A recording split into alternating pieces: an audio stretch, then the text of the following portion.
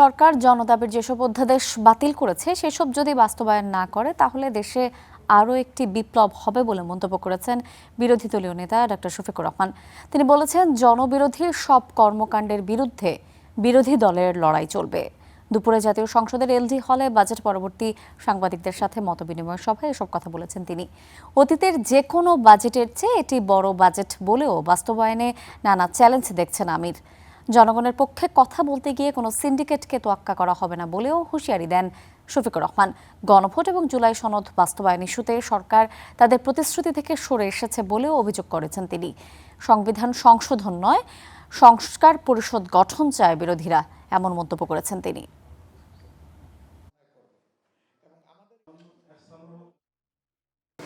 আমরা সবাই চাই যে তিস্তা পরিকল্পনা বাস্তবায়ন হোক। এটার দ্বারা 2.5 কোটি মানুষ ক্ষতিগ্রস্ত। ওই এলাকায় যাদের বাড়ি তারা আমার চেয়ে ভালো বুঝবেন। আমি আমার কর্তব্যের খাতিরে 2-4 বার গিয়েছি, আমার চোখে পানি আসে তাদের অবস্থাটা দেখে। আমরা এটার পক্ষে আমাদের অবস্থান খুবই ইতিবাচক এবং দৃঢ়।